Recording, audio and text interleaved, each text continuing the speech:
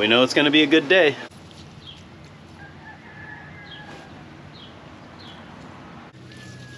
I thought maybe I'd do a quick garden tour while I'm out here. This is how I pretty much start every day, is by watering the garden. Here we've got 4 tomato plants, a few strawberries that I think next year we need to plant a lot earlier, a few different kinds of peppers for when Brie makes salsa. We've got a flower bed here because the kids wanted to plant flowers. I don't know what 2 of these are, but I know what this last one is. It's a sunflower. Then we've got carving pumpkins for Halloween, a watermelon plant that's not really looking that great, but it does have a couple melons on it. A cucumber plant that's already producing more cucumbers than we can eat. Zucchini plant that's kind of doing the same thing the cucumbers are. And then last but not least is our giant pumpkins. And why am I growing these? I don't know, it just seemed like it'd be fun. CJ at Mallard 5 Farmhouse sent us some giant pumpkin seeds from his giant pumpkin from last year. Unfortunately, I wasn't able to get any of those to sprout, so these are just whatever we got from Green Acres. We'll see how they do. This isn't a gardening channel, but some people were asking about it, so I figured I'd run you through it real quick. See how this baby's doing. I'll be babysitting this brisket today, so we'll kind of be in and out of the smokehouse here. All I've got is some Redmond, what is it? Garlic pepper, which is garlic, pepper, and then they put some of the real salt in there as well. And I have found when you're cooking something like this, that's really all you need to season it. But this isn't a cooking channel either. This channel is supposed to be about raising livestock. And this morning, at least, I'm gonna be talking about something that affects anybody that tries to raise animals, and that is predator loss. That's what's going on today on Farmer Tyler Ranch.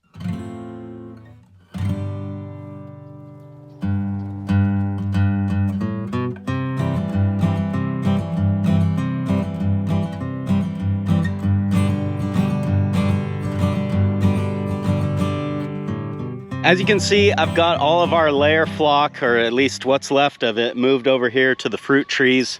This is kind of where I wanted to have them anyway, but it's one of those jobs that, you know, you just don't get around to it until something happens like what happened the other day that really motivates you. They've got good shade, green grass, and when these peaches get ripe and start dropping, these hens are gonna be in heaven. But the most important thing about this area is that it is more secure than where they were, and we've got a hot net around it to protect them. The trouble with the hot net in that other area is the ground is so dry that it doesn't really make a good connection.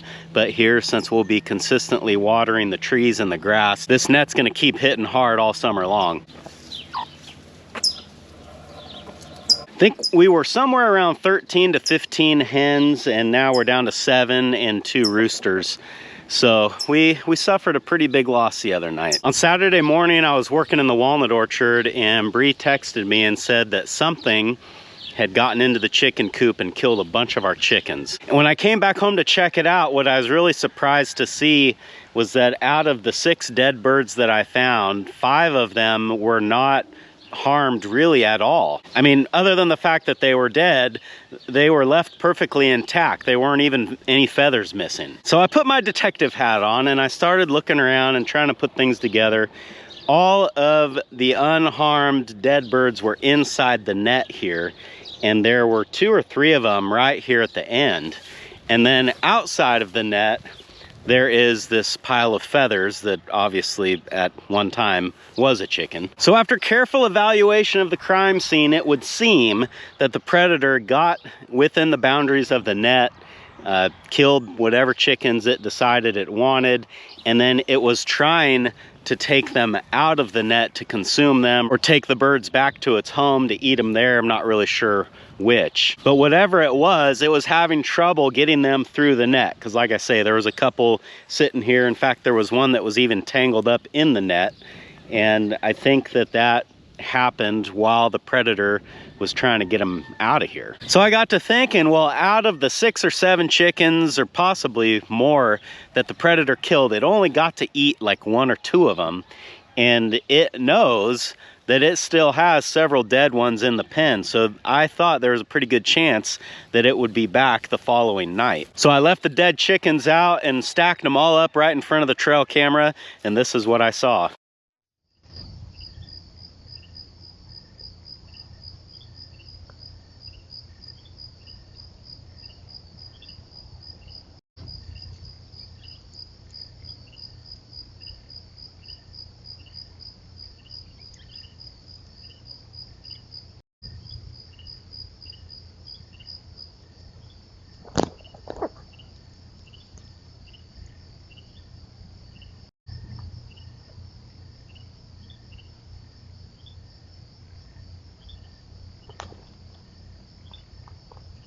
So what we've got here is either a really rough looking fox or the ever elusive Chupacabra.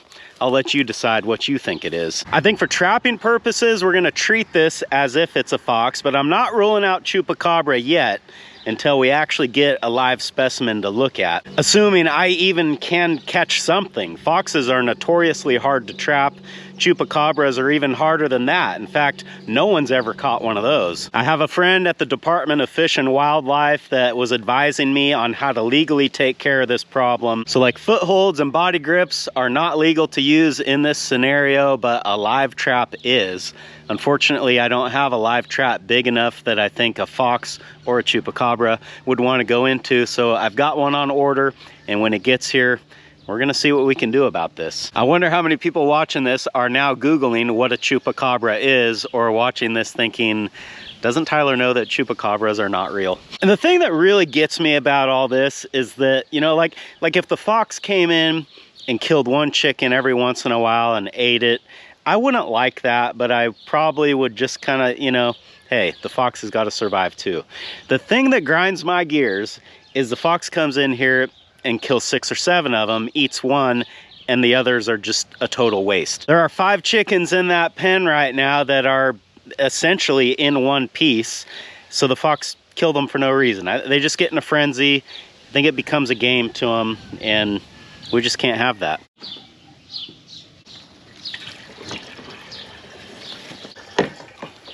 You gotta love these new safety cans, although I've always wondered what is safer about spilling fuel everywhere. Some of you might remember that I got a screaming deal on this transfer tank a while ago, and the plan was to put this in the back of my truck. It's got this little cutout here so that you can still have your toolbox and everything's supposed to fit nicely. But when I got it home, I realized that there's a problem with it, and that is the bottom part here is too tall for my toolbox. This bottom part that the toolbox should be over is 7 inches tall, I think, and the gap between my truck bed and the bottom of my box is only 4 inches. So what that means is that if I put this transfer tank in the back of the truck with that toolbox, it would lift it up 3 inches. Now 3 inches isn't that much, but it would make the toolbox all that much more harder to get into, and it would block a lot more of my back window. And I just really am not interested in any of that. This is already taller than I would like it to be, and I don't want to make it any taller. So my plan, or my idea, which I may very well regret doing, is to come in here and cut a big notch out of this so that this bottom part is only like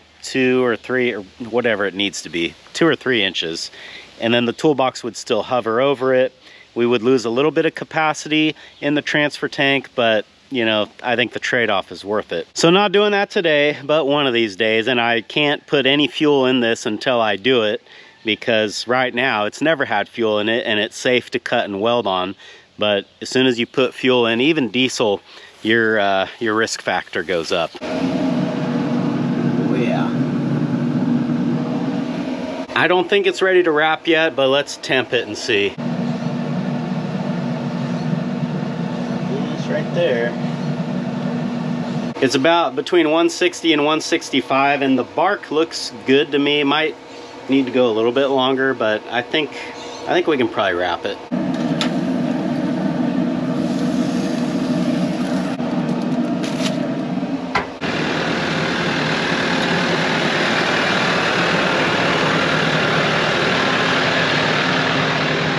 I'd like to get some aerating done today because I need to start water tonight, and the back pasture is the only one that hasn't been aerated yet this year, and it needs it.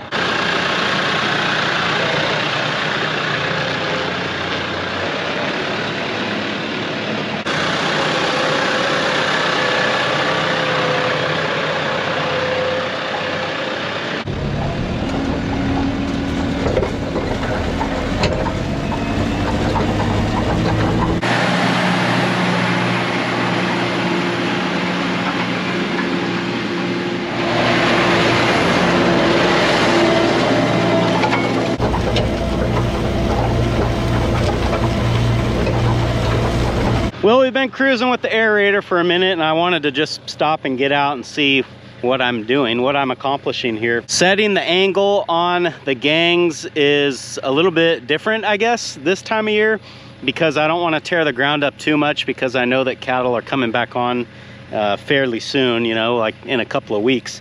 So you can see where I started here, I had the angle too aggressive and it was really pulling a lot of dirt up. And then over here, I toned it down a little bit. I can't barely see my holes at all. I think if I look around a little bit, I will find one.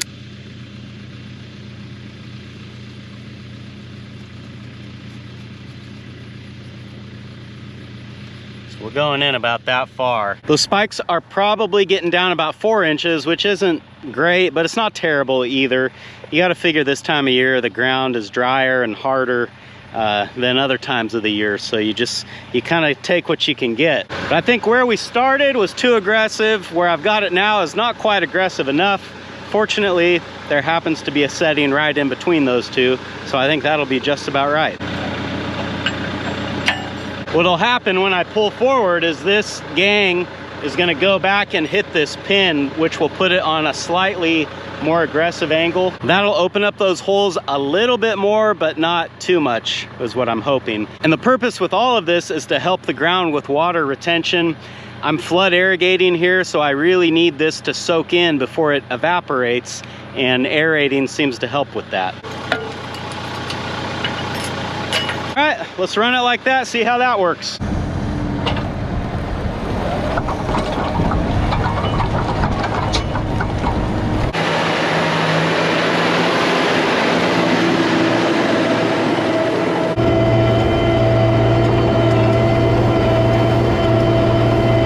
I've got enough aerated here now to start the water tonight, which is the main thing that I wanted to accomplish. I need to start wrapping this up though. I have a feeling that the brisket needs some attention. So what I'm gonna do before I call it for the day is I want to go crossways along the checks here, because at the top of the field where I have the lane set up for the cows to go up and get water, this ground always looks worse. So I want to try to get a little bit more of an aggressive aeration on this and see if we can't perk it up a little bit. I don't think we'll go full tilt.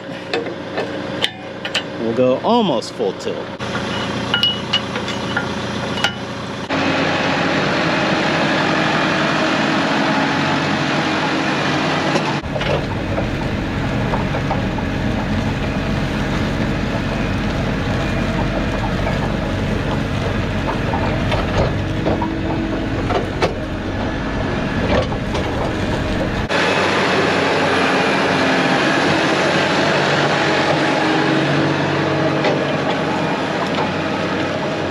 Got these headlands done, and I don't know if you guys will really be able to see it on camera, but there's a pretty defined line, like where the lane is compared to where the paddock is. The reason for that is twofold, I imagine. Part of it is that this area gets so much traffic, so compaction becomes an issue, but also they'll have access to this ground the entire time they're back here. And that, as you might imagine, leads to overgrazing. So you've got overgrazing and compaction, and you can see what it does to the grass. Now the aerator can't really do much about overgrazing, but it can help reduce compaction.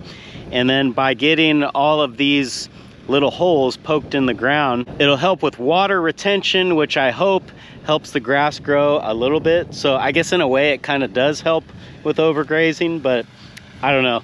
We'll run the water out here tonight, and then if I remember, which you know how it is, sometimes I forget, but before we bring the cattle back here in a couple of weeks, we'll have to reevaluate this and see if it did any good.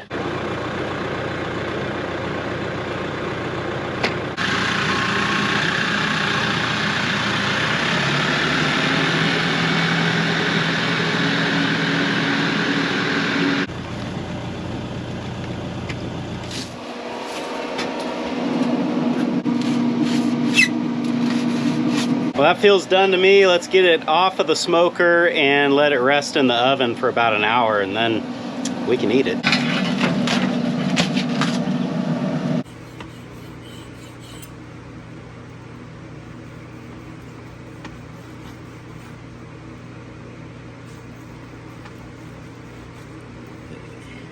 Well, I'm here to tell you that was a good dinner. We had brisket like you saw, zucchini fries from one of the zucchinis out of our garden, and then cucumber salad also out of our garden. So everything we ate for dinner was homegrown, and we like it that way. Just got done changing the oil on the truck off camera because I figured, I don't know, seems kind of boring. And now I'm getting the stock trailer hooked up because I am gonna need it tomorrow.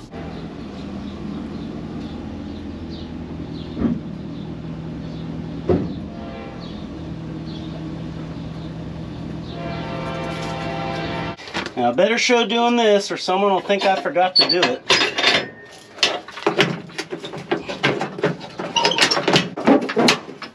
Tomorrow is bull day, which means that Rivet and Little Boy are gonna get turned out with the cows here at the home ranch, and then the Bismarck bull is gonna go up to the heifer pasture and take care of them. That's why I need the trailer hooked up, because I'll be taking the Bismarck bull up there, and also the teen mom, she'll go back as well. And you know that Rivet is ready to go. I'd say about 9 times out of 10 when I look out here, he's just standing there staring out at wherever the cows might happen to be. And if you look at the percentage of Rivet calves in this calf crop, you know he's an enthusiastic breeder. Typically in my bull turnout videos, after I turn the bulls out and we kind of watch and see what they do, I mean, you kind of know what they're gonna do. But then I'll go through and I'll try to answer any potential questions that I think people might have about my breeding program. And I thought maybe this year we'll do something a little bit different, but kind of the same, in that you guys could ask any questions you have about the breeding program in this video, and then tomorrow as I'm turning the guys out and those questions are rolling in, I can answer them in that video, if that makes sense. It's a big day for these guys tomorrow. And a big day for the cows as well. You know, I think they get excited when the bulls get turned out. They all run up to greet them, and the way they act is really a lot different than the way they would act if you were to like turn out a new cow. And out of the, I think there's 33 cows in here now that we've taken some over to the heifer pasture. But out of these 33, there are still 4 that have not had calves yet. And I preg checked them a little while back. They were all came up bred, but man, I don't know. I mean, they haven't had a calf by the time the bulls go out for the next go around. They're gonna be so late, I don't even know if it's worth keeping them and letting them have that calf. I might be better off just selling them as bred cows. Number 18 here is one of them, and she's not making any sort of bag or sign like she's getting close. I'd say best case scenario, she's still a month out, but she could be longer than that. 44 here is another one. This is actually Little's mother. I think is maybe a little bit closer. She looks like she could be making a little bit of bag here, but still, I don't think it's gonna happen tomorrow. Then you got number 41 here. She actually is one that looks like she could drop her calf within the next week or so. So if I do take a load to the sale, she will most likely not be on it. Hey there, little one. How are you? How are you? And then last here is number 19. I put her in the same category as number 18. I know that she is bred. She's the one, or one of the ones that I actually got the blood test to work on. And so I'm very confident that she is bred, but just by looking at her, it's not right around the corner. I'd say, again, best case, we're looking at a month. Worst case, you know, could be longer than that. I've got 5 replacement heifers coming in, which means I'll need to cull 5 cows out of the herd to keep a stable number. And if I can do that earlier in the year, like now, that's, in my mind, all the better, because I'm taking more pressure off of the pasture here at the home ranch, which means that it will do better through the summer, which means I can probably push it further into the fall, and it'll reduce the dependency that I'm gonna have on hay when the weather starts getting cold. So in other words, the decisions that I make today are gonna affect me for the rest of the year, so I need to decide carefully. Thanks for hanging out with me today, guys, and I hope I'll see you again on Farmer Tyler Ranch.